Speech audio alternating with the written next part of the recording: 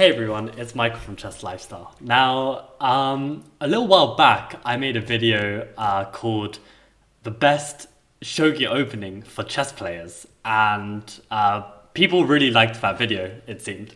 So I basically wanted to create a reverse of that, which is the best chess opening for Shogi players. Now, obviously, there's a lot of choice in that regard, and actually I should be more specific that the opening I'm going to show you guys today is actually a response mainly against 1e4. But yeah, I have multiple reasons why I am picking this opening. So the first things first is that this opening will be really easy to play once you understand the strategical elements of the opening, and hopefully by the end of this video you'll really feel completely comfortable with playing it. So that is the first thing.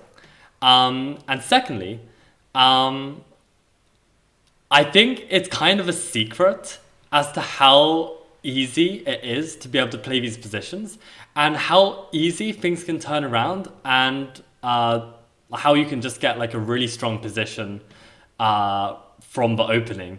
And since it is kind of a secret, the only people watching this video will be either keen Chess Lifestyle fans or Shogi players. So you guys you guys deserve to know the hidden secrets of this opening. So this opening that I'm going to show you is not so secret in the sense that it's a caro kann. It's one of the big four. Gotham Chess actually popularized it to the masses, at least in my understanding. But the thing is, a lot of people play caro kann without really understanding, the easiest way to play the caro kann. And I really think it's just going to be really easy to play. So what is the point of this move? Well, the point of this move is you are trying to play in the center. And if you don't know the three basic principles of the opening, it is to control the center, to develop your pieces, and castle your king. Right? This is like the most basic step by step. Now, as I drew those arrows, I noticed that my knight is actually blocked from its favorite square. But you will see that this isn't really an issue. We will be able to develop the knight sometimes, mostly to d7, but sometimes even to c6, depending on what white does. So the main reason for this move is that we are trying to fight back in the center immediately, and after d4, we are playing d5. And pretty much any move that white plays here, whether it be knight f3, knight c3, we are always going to be able to play d5 and strike back in the center straight away. So what will white do? Well, at this point, white's pawn is being attacked. So what is white going to do? Well, white can either defend it, white can either push it, or white can exchange the pawn that's trying to attack it, right? And that actually leads us to our three main opening systems against the caro kann. And the very nice thing with the caro kann is that, okay, there are some more systems that you will need to know, but fundamentally, these are basically the three main systems. And if you have good working knowledge of this, it shouldn't be too hard to pick up the sidelines later. So let's start off with these. So we have e5, which we call the advanced variation. So actually, I really wanted to make some comments on this. So let me just add this to a study and we can go from there. So basically, at this moment, after e5, we have the advanced variation, which I'll write here. And the reason why it's called the advanced variation is because the pawn advances, just to be clear. The line that was played all the time back in the day was this knight c3, and that is why we call this the classical variation. And finally, this move here, to just take the pawn, this is called the exchange variation because the pawns have exchanged. So really simple to remember names for these lines. So first I want to take a look at this advanced variation and get to the bottom of what we should do. Now, in all three of these lines, we should be thinking about how to develop our light squared bishop. And the reason for that is because in the caro kann, the pawn structure that we're going to be aiming for let's just give white a random move. Basically, we're going to be wanting to play for this pawn structure. And the reason why is because it's super, super solid. Like, this pawn is protected twice, and both of these pawns are protected, and these pawns aren't pushed too far, so they're not weak. So this is a really, really strong setup, right? But the only problem is, when you put this pawn, if you set up this pawn structure, one of these minor pieces will become weak. So if you like, you can pause the video and tell me which of these becomes weak. So basically, the weak piece is this light squared bishop, right? We've basically pushed this pawn and we've locked up the pawn chain, and this bishop won't be able to develop. So this kind of sucks. So in all of these lines of the caro kann, whether it be the advanced, the classical, or the exchange, we are going to be looking for a way to develop this light squared bishop, and only after lock up with the move e6, because then we won't have a sad bishop behind this pawn chain. So basically, at this moment, let's look at the advanced variation. If you were to try and find the right move here, it would be very logical. And that move is bishop f5. Because as I said, the first problem, the first issue to solve in the caro kann is to try and develop this bishop. And that is exactly what we've done. Now, the only drawback of developing the bishop outside of this pawn chain is that the bishop is slightly vulnerable to getting chased down and trapped. So for instance, white could play the move g4 here, and what you should know is that in the caro kann, once this bishop is attacked, we're almost always dropping back to g6. And here, white can play the move h4. And as you can see, the bishop is almost trapped because h5 is a serious threat because bishop e4 is met with f3. Now, in the advanced variation, I have to be absolutely clear with this. When our opponent plays h4, whenever they play h4, we must meet h4 with h5. This is a golden rule. This is absolutely key that we remember this move. Now, what I want to do for you is not just tell you to remember it, but to actually explain this as well. So the point is, okay, our bishop is going to be trapped, so we need to decide between h5 and h6. Now, the problem with h6 is that white will push this pawn, kick our bishop back, and the issue is that white will have this very, very strong move, e6. And this really cripples our position because we'll no longer be able to set up this strong pawn structure which we discussed. And if we are to take, the problem is that this bishop now becomes extremely sad. And we're going to find it very, very difficult to develop. Next, white is going to be playing bishop d3. And potentially, if we were to take, queen takes, this is even a checkmate. Okay, it's not a checkmate, but if black tries to develop his pieces, then it potentially can be. Like, I've seen situations where black is getting checkmated from the get-go due to this crippling pawn structure. Now, what's worth emphasizing is that when you play h5, white can still play this move that looks like it's crippling, but the difference here is that the bishop is still protecting this pawn, so what we can play is queen d6.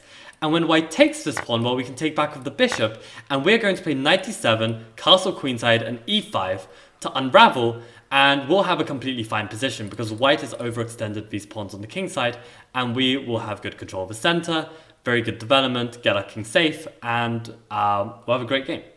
So basically, this e6 move is nothing to worry about, and these pawn pushes are nothing to worry about as long as we remember to always meet h4 with h5. So that means whether it comes after g4, whether they play h4 immediately, whenever h4 comes in the advanced variation, we are always playing bishop f5 and h5. Now, let's say this position arises. The very next move, almost always what we want to do is to lock up with e6 to ensure there is never going to be this threat of e6 in the future. And the next big question is, how are we going to develop our pieces? So really what we're going to try and do is two strategies. Either we're going to try and develop a knight to d7, knight to e7, maybe put our knight on f5, develop the bishop to e7, and then we decide what to do next. Are we going to castle kingside? Are we going to castle queenside? And we have a game. The other option is that we can try and play the move c5 to put pressure on d4, and we can play knight c6, queen b6, and develop our pieces in this way. And this is also very reasonable to do. So we've got two ways to develop our pieces, and I would recommend trying both out and seeing what works for you. And really, it kind of depends on what white is doing as to which line you should choose. But this will come with experience, and I think for now, just understanding that we can develop our pieces in this way is probably a good start. So that is the advanced variation in a nutshell. Now that we've looked at the advanced variation, it's worth looking at the classical. Now, as I said, in the caro kann, the first issue that we need to try and solve is what are we going to do with this light squared bishop. Now, in the caro kann, we are pretty much aiming to develop our bishop to either g4 or f5 without fail. And as you can see, neither of these squares are actually available to us now. So if you would like to pause the video and try and find how are we going to solve the issue of this bishop. So if you spend some time to think about this, you might have come up with the solution, which is to simply take this pawn. And when we take this pawn and the knight takes back, well, now we've created a square for our bishop on f5. And now we've solved that problem. We can now later lock up with e6. And this is great. So at this moment, white typically drops the knight back to g3, hitting our bishop. And again, like in the advanced variation, we want to drop back to g6. And again, in this position, white can play the move h4, trying to trap our bishop. And this time, using the knight to achieve this goal. And at this moment, I want to be crystal clear. Against the classical variation, we meet h4 with h6, not h5. And the reason for this is because now we actually don't mind at all if white kicks our bishop back, because there's no e5 pawn to cripple our pawn structure with e6. And the point is, let's say white develops and we play e6 here, which is the structure we want to go for. It's really important to understand that if we, let's say, remove all of these pieces, I'm going to keep one knight on the board. Let's put that on its start square. We take a look at this endgame. What you'll notice is that this pawn is by no means a strength, and if anything, it's going to be a weakness. And what typically will happen is, as you can see, if both sides, okay, this is just a sample position, but as you can see, it's so much easier to attack this pawn than it is to attack any of black's pawns. Like even these pawns like g7, that looks like it's kind of weak. How on earth is his knight ever going to attack it?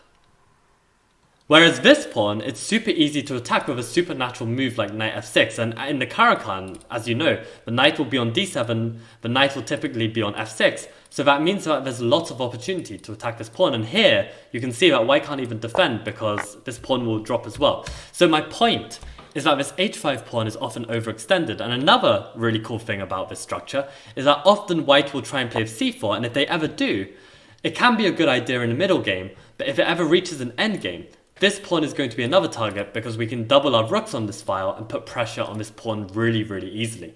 So what we can see at this moment is that h5 is actually something we want to encourage, and therefore h6 is the correct way to go, and this is the starting position. And basically one final thing you need to know about this classical variation is that whenever white plays bishop d3, we are going to want to exchange this bishop off, because if we don't, white is threatening to take the bishop, and when we take back, well, we can't castle kingside anymore. And what we'll want to do in this setup is we're going to want to play knight f6, knight d7, bishop e7, castle to king, and get our king safe. Now, the final piece of theory I want to recommend actually, okay, this is a little bit more advanced if you're really keen. If not, you can kind of ignore this for now.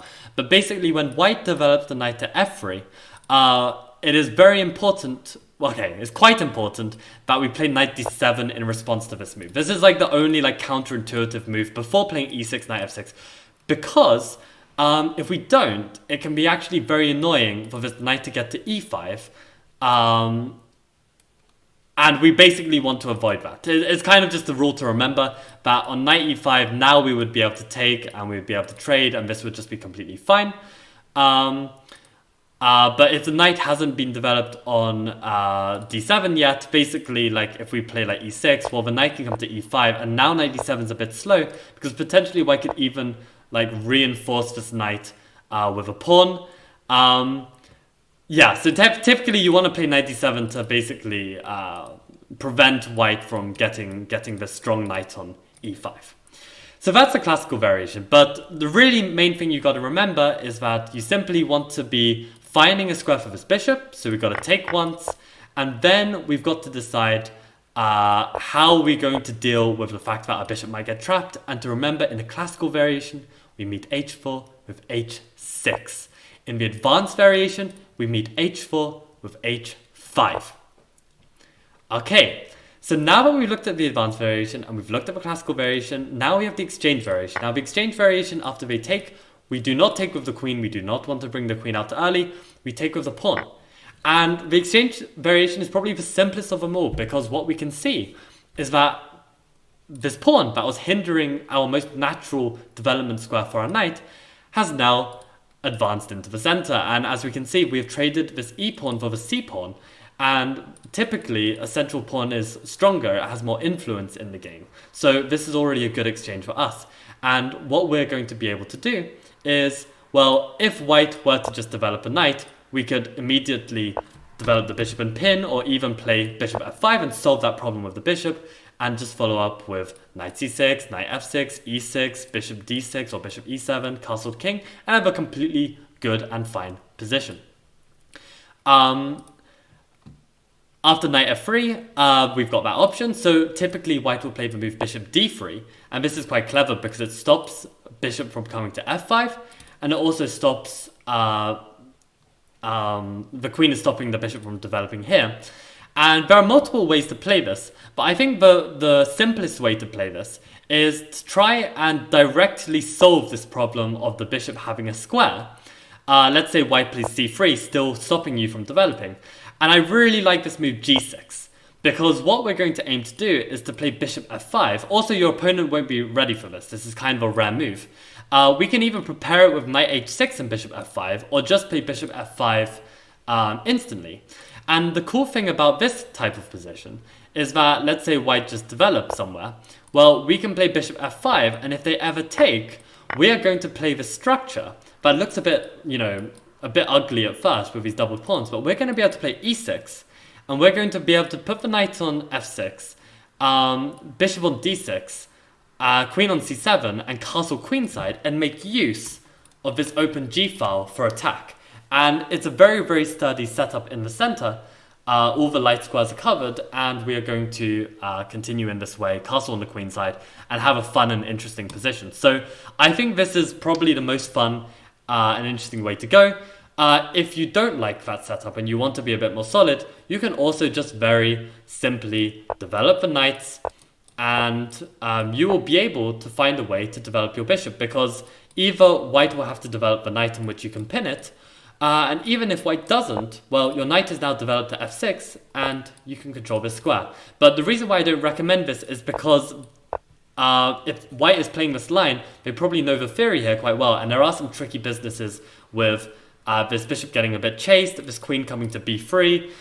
You kind of need to know some more theory here. So I really like this move g6, just to get out of the theory and just be able to play with bishop at f5 and get this very playable position where you have this open g-file to attack. So that is pretty much it for the caro kann. These are like the three most principled responses. There are some extra lines that you will need to look into, one of which is called the fantasy variation, where white plays with f3. Another one is when they exchange and they don't play with bishop d3 and they play c4. This has its own characteristics, and this is called the Panov. And finally, if white actually doesn't start with d4, they can actually play this line where they develop the knights, either knight first or the other knight first.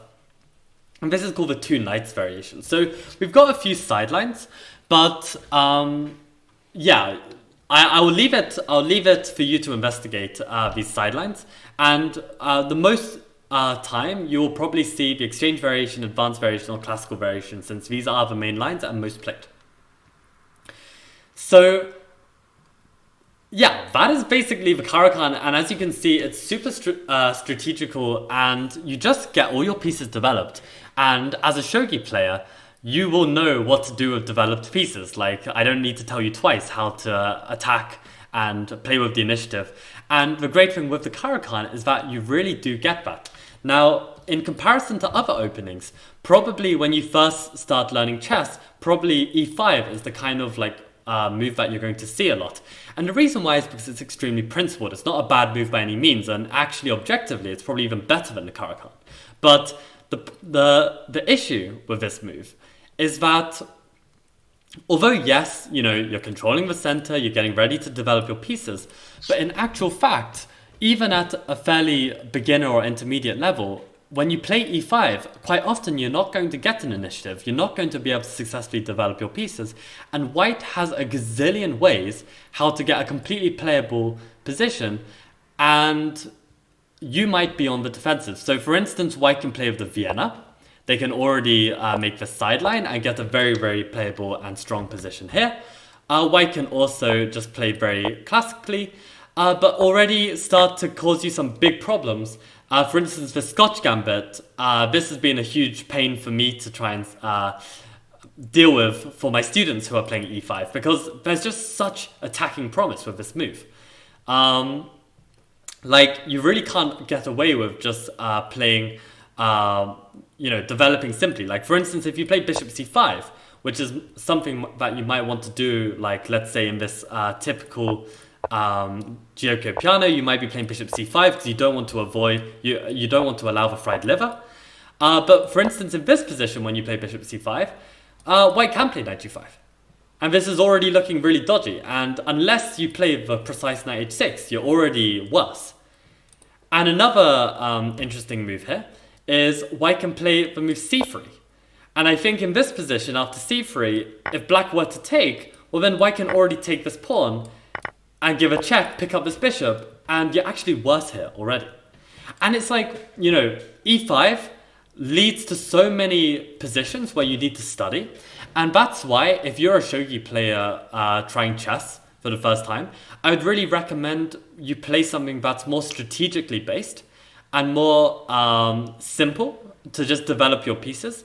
And another big factor why the caro kann is a great opening is because when white plays e4, they are probably most likely going to face either e5 or c5 if they're a bit stronger. If they're a complete beginner, e5 is what they're going to see every time.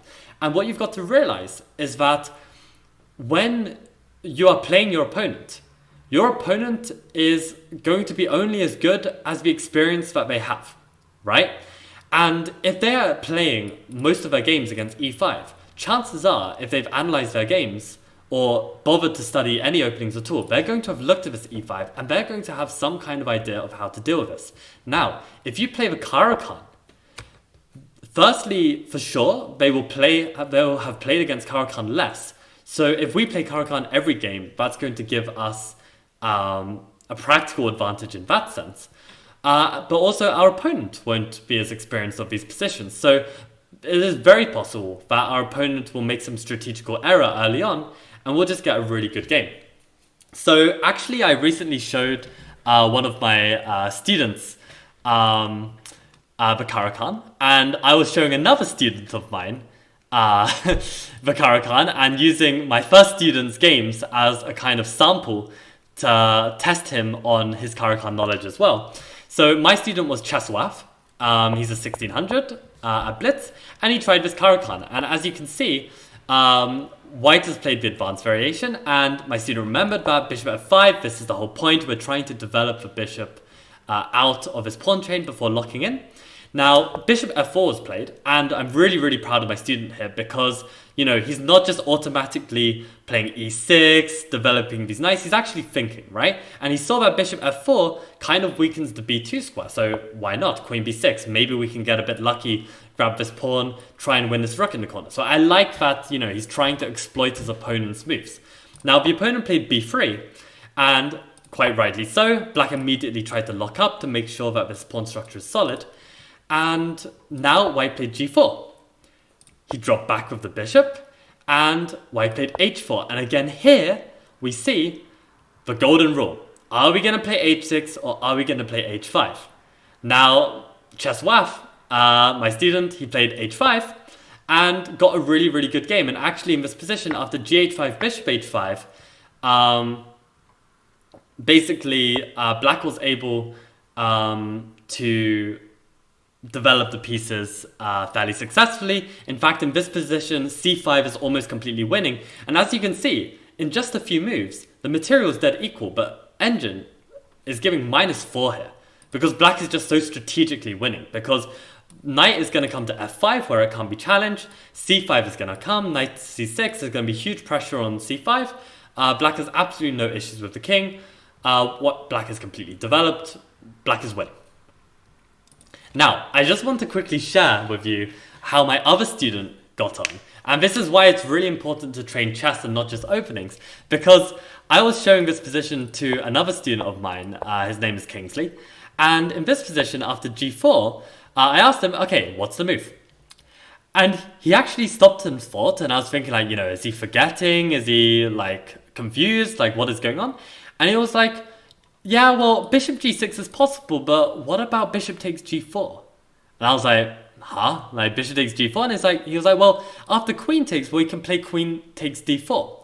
And I looked at it for a second, and I was thinking like, that's a really great idea. I mean, maybe we're trying to win this rook, but then I was saying like, well, unfortunately, this doesn't really work because of c3. And the knight is defending this pawn. Black has gained 2 pawns, but this isn't really enough. And at this moment, Kingsley said, well, yeah, but then don't we have queen e4? And this is brilliant, because now this is a check, and we're actually picking up a rook. So it's amazing that, as you can see, one thing is knowing strategy, but also understanding the chess is really good. Now, in fact, just for your curiosity, after c3, queen e4, and we pick up this rook on h1, actually, black is not better here. And white can play this knight d2 move and is going to prepare bishop castle's queenside and then bishop d2, and the queen is actually lost for squares. Now, this position is actually not losing for black, because black can meet this with some crazy complications, and the game continues. But as a shogi player, I'm sure you're going to handle these complications just fine. All I'm saying is that it's worth, looking a bit, like thinking outside of the box in a situation like this. Not just automatically playing these moves, but actually trying to think like, can I actually get a bit more out of this position, right? But yeah, you got to be careful with going all in with winning material, because whenever the queen goes after one of these rooks and you've kind of neglected your development, this can often backfire with the queen getting trapped. But still, a really interesting idea. And at this moment, after h4, I was expecting Kingsley to just automatically say h5, which is the rule we've learned, right? But in this position, he said, well, isn't it h6? Because here, the pawn can't push. So I really like how Kingsley had appreciated the reasons why we're playing h6 or why we're playing h5. Not just automatically playing one because it's the advanced, because it's the classical. Like, that's kind of like, a less correct way to go about chess, because in chess we should always be trying to answer our questions with as much explanation as possible, because there will be positions. Let's say we have a position where it's not the classical, it's not the advanced variation, and our opponent is trying to trap our bishop. What do we do then? So we need to be able to think on our own feet. And Kingsley was asking, well, what about h6? And that got me thinking, like, yeah, why not h6 here? But there is something really important to realize, which is if we were to consider this position and we were to take a look at the endgame structure again,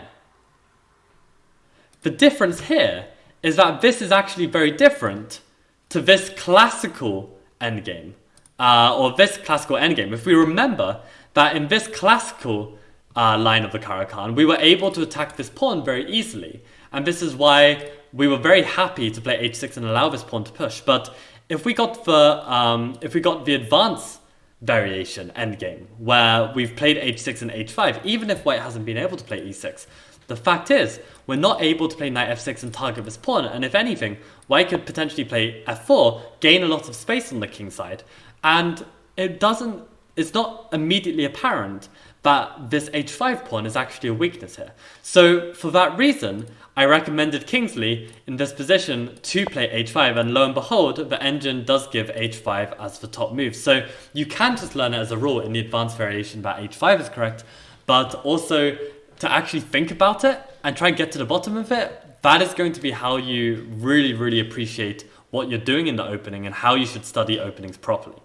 So that is my crash course on the caro kann. I would really, really recommend it as an opening because you do get a lot of activity. You have some clear plans and ideas that your opponents might not be prepared for. And I think for a shogi player that probably doesn't want to spend all their time understanding and learning the countless lines in e4, e5 or the Sicilian e4, c5, I think this is a really, really great opening to try out. So I hope you learned something from that, or even if you're not a shogi player, I think hopefully you could have learned something from that. And if you really are interested in more of my explanations, I do have a Patreon now. I am trying to create videos. I'm trying to create a really robust opening repertoire for you guys to use. It is definitely more advanced than the video I just gave. But if you're interested, I will link the Patreon in the description below. And thank you to all the Patreon supporters to helping support my chess journey. And that includes Chess at Over 50, Goji Shak, and Bear Fang. Really appreciate your support. And yeah, if any of you would like to join me on that journey, you can do so. So that is all from me. And thank you guys all for watching. See you in the next video. Bye-bye.